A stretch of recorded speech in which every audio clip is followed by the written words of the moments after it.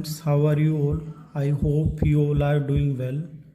Today we will start our first chapter of 12th biology, that is reproduction in organism. इस chapter में हम पढ़ेंगे कि organism के अंदर जो रिप्रोडक्शन की प्रोसेस है वो किस प्रकार से होती है, उसके अंदर क्या क्या स्टेप इन्वॉल्व होते हैं, कितने टाइप का होता है, उसकी सिग्निफिकेंस क्या होती है, वो सब हम इस चैप्टर के अंदर पढ़ेंगे. So let's start with the definition. Reproduction is the process of production of new organism by old ones of their own kind. तो अगर आप यहाँ पे स्ट्रेस दोगे तो यहाँ पे दो वर्ड सामने आते हैं, old ones and own kind. इसका मतलब बनता है कि नए ऑर्गेनिज्म को प्रोड्यूस करने की वह प्रोसेस जिसमें पुराने ऑर्गेनिज्म अपने ही जैसे ऑर्गेनिज्म प्रोड्यूस करते हैं, उसी को हम रिप्रोडक्शन कहते हैं. तो यहाँ पे एक एलिफेंट जो है वो एलिफेंट को प्रोड्यूस करेगा, एक कैट जो है वो कैट को ही प्रोड्यूस करेगी, एक ह्यूमन जो है ह्यूमन को ही प्रोड्यूस करेगा. तो वो अपने जैसे ओन काइंड ऑर्गेनिज्म की प्रोडक्शन वहां पे होगी. इसके बाद आता है what is the significance of reproduction, कि भाई रिप्रोडक्शन की जरूरत क्या है. तो जरूरत क्या है, every individual has fixed life span. Her organism का क्या होता है, एक फिक्स लाइफ स्पेन होता है. इसका मतलब चाहे वो एक दिन का हो, 1 वीक का हो, 10 डेज का हो, 10 ईयर का, 100 ईयर का या 1000 ईयर का, लेकिन एक लाइफ स्पेन जरूर होगा, जीवन काल उसका होगा किसी भी ऑर्गेनिज्म का. No organism is immortal. Immortal means कि कोई भी ऑर्गेनिज्म अमर नहीं है, उसकी डेथ श्योर है. So to continue race of any species reproduction is necessary. मतलब अपने जैसे जो ऑर्गेनिज्म पीछे छोड़ के जाने हैं तो रिप्रोडक्शन करना पड़ेगा, अदरवाइज जो स्पीसीज है वो रिप्रोडक्शन की एब्सेंस में खत्म हो जाएगी. वैसे वैसे ऑर्गेनिजम्स जो हैं वहां पे प्रोड्यूस नहीं हो पाएंगे. तो फिक्स लाइफ स्पेन है, डेथ श्योर है, तो अपनी रेज को, अपनी स्पीसीज को कंटिन्यू करने के लिए हर ऑर्गेनिज्म को रिप्रोडक्शन करना पड़ता है. अब क्वेश्चन अराइज होता है व्हाट इज लाइफ स्पेन. ये लाइफ स्पेन या जीवन काल है, ये है क्या, क्या चीज है ये. The period from birth to natural death. एक मतलब कोई भी ऑर्गेनिज्म है या बच्चा है, उसके पैदा होने से लेकर उसकी डेथ तक का जो पीरियड है, नेचुरल डेथ का पीरियड यहाँ पे स्पेशल मेंशन किया गया है. Natural death, not accidental death, कि हार्ट अटैक से हो गया या कहीं बाइक पे जा रहे थे, गाड़ी में जा रहे थे, एक्सीडेंट हो गया, वो इसमें कंसीडर नहीं होगा. नेचुरल डेथ यहाँ पे कंसीडर होगी. Is called age life span. उसी को हम लाइफ स्पेन बोलेंगे जहां से एक बच्चा पैदा होता है और उसकी जो नेचुरल डेथ होती है वो उसका लाइफ स्पेन कंसीडर होगा. इट इंक्लूड, लाइफ स्पेन के अंदर क्या आता है, तो यहाँ पे बर्थ होती है, बेबी जो है ग्रो करेगा और उसके बाद जब एक अप्रोप्रिएट एडल्ट साइज वो अटेन कर लेता है, उसके बाद क्या होता है, रिप्रोडक्टिव फेज शुरू होता है. इस फेज में वह अपने जैसे ऑर्गेनिज्म प्रोड्यूस करता है. इसके बाद एजिंग, सेंसेशन या बुढ़ापा जिसे कहते हैं वो आएगा. और उसके बाद क्या है, ऑर्गन जो है अपने आप काम करना बंद कर देंगे या किसी भी तरीके से क्या है नेचुरल डेथ को वो अटेन कर लेता है. यही आपका लाइफ साइकिल होता है, birth, growth, reproductive phase, aging and in the last there will be death.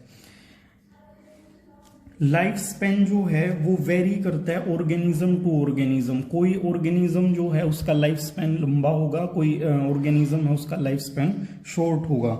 लेकिन मतलब उसका लाइफ स्पेन जो है वो सभी ऑर्गेनिज्म का एक जैसा नहीं हो सकता.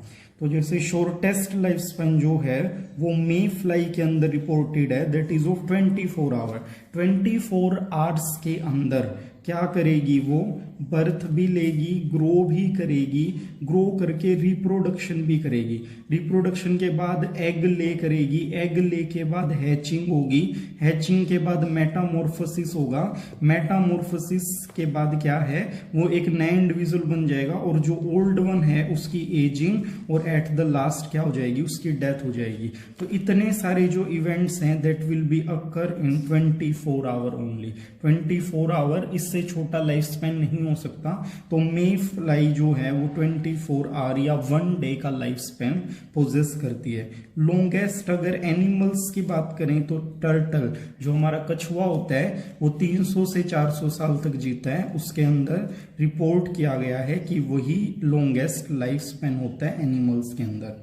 प्लांट टाइप्स ऑफ रिप्रोडक्शन की कितने टाइप के रिप्रोडक्शन हैं, तो reproduction is basically of 2 type, asexual and sexual. A का मतलब बायोलॉजी में ज्यादातर नो होता है, मोस्टली इट मीन नो। तो no sexual activity will occur there, जहां पे 2 इंडिविजुअल पार्टिसिपेट करने की कोई जरूरत नहीं है, मेल फीमेल का कोई सिग्निफिकेंस नहीं है, उस टाइप के रिप्रोडक्शन को हम ए सेक्सुअल रिप्रोडक्शन बोलेंगे। And second one is sexual reproduction where 2 individual of opposite sex will participate. तो इनके बीच में डिफरेंसेस देख लेते हैं। Single parent is involve, single parent होगा, मेल है फीमेल है या कोई उसका जेंडर नहीं है, that doesn't matter in the case of asexual reproduction. एक सिंगल पेरेंट ही नए ऑर्गेनिज्म को प्रोड्यूस कर देगा, इसी को हम एसेक्सुअल रिप्रोडक्शन बोलेंगे। डबल पेरेंटल या बाई पेरेंटल प्रोसेस होती है सेक्सुअल रिप्रोडक्शन की। यहाँ पे 2 opposite sex male and female जो ऑर्गेनिज्म है वो पार्टिसिपेट करेंगे और एक नए इंडिविजुअल को प्रोड्यूस करेंगे। अब यहाँ पे डबल पेरेंट का मतलब 2 अपोजिट सेक्स से है। अगर वो दोनों अपोजिट सेक्स एक इंडिविजुअल में प्रेजेंट हैं तो सिंगल ऑर्गेनिज्म भी उस चीज को प्रोड्यूस कर लेता है। एग्जाम्पल के तौर पे जैसे बाइसेक्सुअल ऑर्गेनिज्म है, जैसे टेप वॉर्म होता है, उसकी एक ही बॉडी के अंदर मेल पार्ट भी है फीमेल पार्ट भी है, तो वहां पे ये सिंगल पेरेंट हो जाएगा, लेकिन अपोजिट सेक्स जो है मेल एंड फीमेल हैं वो वहां पे भी प्रेजेंट रहेंगे। Gamete formation does not occur, gamete का मतलब क्या है, यहाँ पे जो स्पर्म्स हैं या एग है वो प्रोड्यूस नहीं होगा यहाँ पे। इसका मतलब जो प्राइमरी सेक्स ऑर्गन है या गोनेड्स हैं, टेस्टिस है या ओवेरी है फीमेल्स के अंदर, उनकी कोई जरूरत नहीं है, वो अगर मतलब नहीं प्रेजेंट है तो भी सेक्स होगा, बेबीज प्रोड्यूस होंगे। Sorry, gamete formation occur, gamete formation हो रहा है, इसका मतलब प्राइमरी सेक्स जो ऑर्गन है testis ovary both will be present there, sperm will be produce there, egg will be produce there and the new individual will formed after the fusion of egg and sperm. Variation does not take place, variations यहाँ पे नहीं आएंगी। Variation का मतलब है कि differences, कि बच्चा जो है अपने पेरेंट से कितना अलग होगा, तो वो बिल्कुल भी अलग नहीं होगा, क्योंकि वहां पे क्या हो रहा है, वेरिएशन हो ही नहीं रहे हैं, सिर्फ एक सिंगल पेरेंट पार्टिसिपेट कर रहे हैं, तो variation does not take place. But in the case of sexual reproduction 2 individual of opposite sex are participating, they both will contribute equally, so there will be variations in the new individual.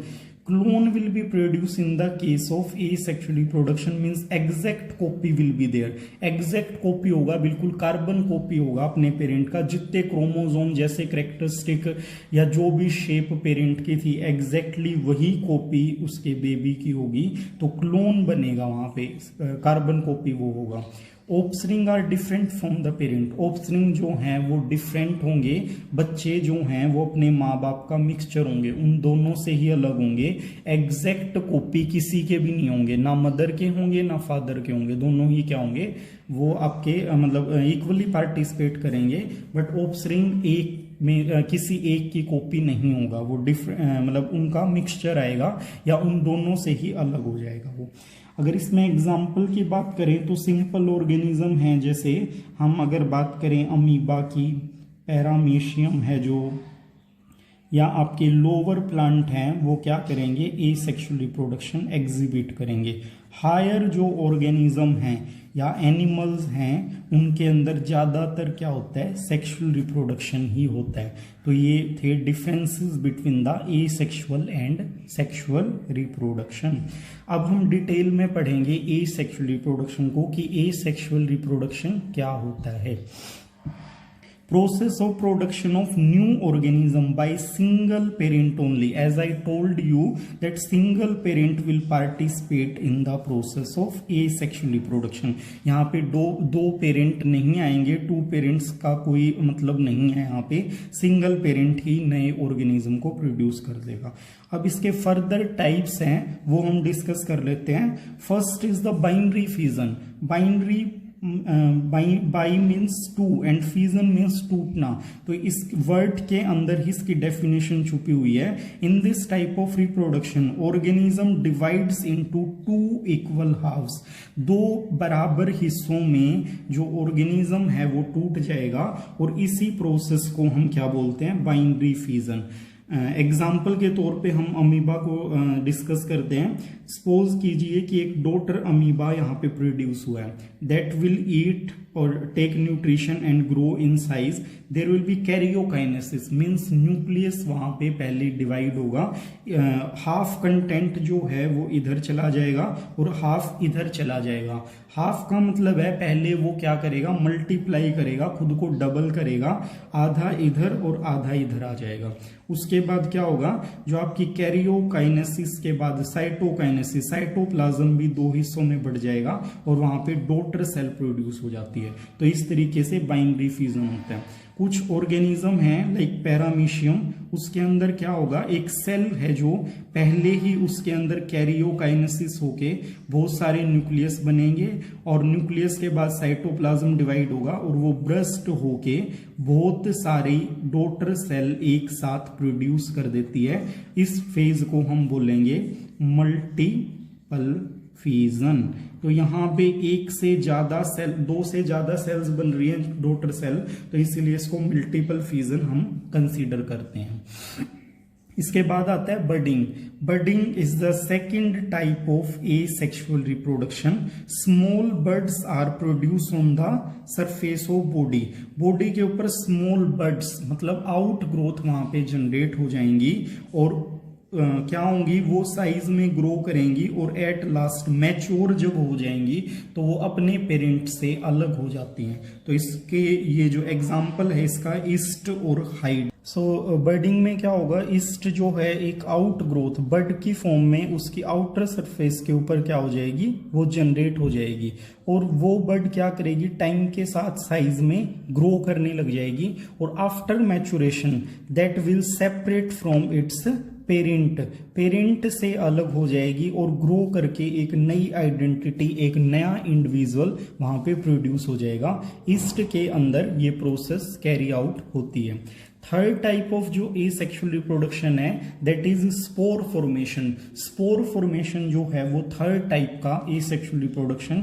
यहाँ पे क्या होता है, special cell wall bound structure are formed in some fungus and the plant. Fungus और plant क्या करते हैं, जब बहुत ज्यादा एडवर्स कंडीशन आती है, टेम्परेचर फेवरेबल नहीं है, वाटर कंटेंट जो है वो फेवरेबल नहीं है या पीएच फेवरेबल नहीं है, उन कंडीशंस को हम एडवर्स कंडीशन बोलेंगे। उन कंडीशंस के अंदर जो फंगस है या जो आपके लोअर एल्गी वगैरह हैं, प्लांट हैं, वो क्या करेंगे, वो एक सेल वॉल बाउंड क्या बनाएंगे, स्ट्रक्चर बनाएंगे जिनको हम स्पोर बोलते हैं। तो वो कहाँ बनेंगी, उनकी बॉडी के ऊपर कैप्सूल जनरेट होंगे और इन कैप्सूल्स के अंदर स्पोर फॉर्मेशन होता रहेगा। जब ये स्पोर मेच्योर हो जाते हैं तो क्या होगा, कैप्सूल विल ब्रेक डाउन, वो आपका ब्रेक हो जाएगा, रफ्चर हो जाएगा और जो स्पोर हैं वो क्या होंगे, वो आपके डिफरेंट हैबिटेट मतलब जहां भी उनको जगह मिलेगी, एयर के साथ, विंड के साथ, वाटर के साथ क्या हो जाएंगे, दे विल डिस्पर्स। तो वो डिस्पर्स हो जाएंगे और डिस्पर्स होके क्या है, नए हैबिटेट पे भी चले जाएंगे। जब भी इनको फेवरेबल कंडीशन मिलेगी, ये क्या होगा, एक नया फंगस, एक जो नया प्लांट है उसके अंदर ये जर्मिनेट हो जाएंगे। इस तरीके से एडवर्स कंडीशन को विदस्टैंड करके या अवॉइड करके ये अपनी जो स्पीसीज है उसको सेव कर लेते हैं। तो इस तरीके से नए ऑर्गेनिज्म प्रोड्यूस होते हैं in the spore formation. Fourth type of asexual reproduction is fragmentation.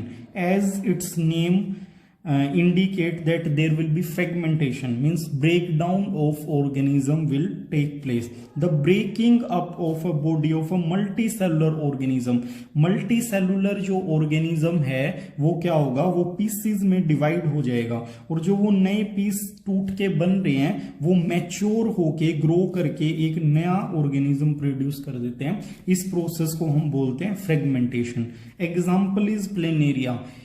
आपको एक बात ध्यान रखनी है, फ्रेगमेंटेशन जो है प्लेनेरिया के अंदर वो एक्सीडेंटल, अगर वो बाय चांस टूट गया है तब होगा, अदरवाइज वो नहीं होता, उसके अंदर रीजनरेशन होता है। फिर तो सपोज कीजिए प्लेनेरिया जो है वो एक्सीडेंटली 3 पीसेस में कट हो जाता है, तो जो भी पोर्शन उसका कट होगा प्लेनेरिया उसको रीजनरेट कर लेगा और एक क्या करेगा, नया ऑर्गेनिज्म प्रोड्यूस कर देगा। तो ये जो प्रोसेस होती है हमारी फ्रेगमेंटेशन की प्रोसेस होती है। और भी टाइप्स होती है सेक्सुअल रिप्रोडक्शन की जो हम नेक्स्ट लेक्चर में डिस्कस करेंगे। अभी के लिए ये 4 टाइप के जो ये सेक्सुअल रिप्रोडक्शन है ये आपको रिवाइज करने हैं। अगर आपको कोई प्रॉब्लम है आप पूछ सकते हैं मैसेज करके।